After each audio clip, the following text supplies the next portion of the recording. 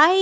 আজকে আমার কালীপুজোর ব্লগের পার্ট 3, মানে আজকে তৃতীয় দিন। আগের দিন কালীপুজো, পরের দিন পাঠ আর কীর্তন হয়েছে, আর আজকে হলো খাওয়া দাওয়া সাথে বিসর্জন।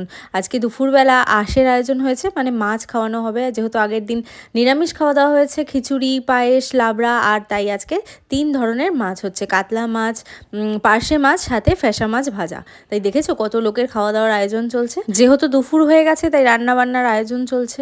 আর মোমটা দেখেছো এখনও জ্বলছে, সেই কিন্তু কালী পুজোর দিন জ্বালানো হয়েছিল, আজও অবধি জ্বলছে 3 দিন ধরে।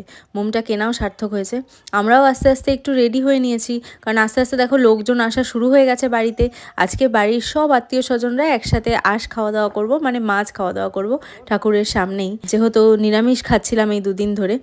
আর আমি তো আনন্দের চোটে ভুলেই যাই যে মাঝে মাঝে যে আমি এই বাড়ির বউ।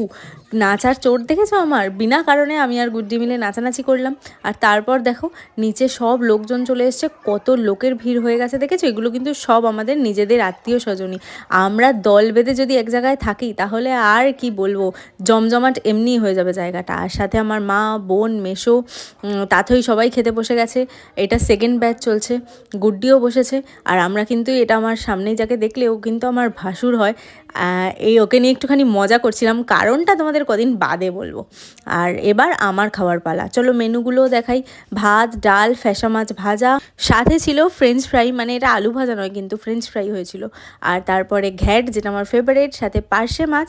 আর জানো তো কাতলা মাছ আমি খাই না, তাই না জোর করে সবাই আমাকে বলছিল 1 পিস রুই মাছ আনা হয়েছে, আসলে কিন্তু এটা কাতলা মাছ, কিন্তু আমি জোর করে রুই মাছ বলে খাওয়ানো হয়েছে।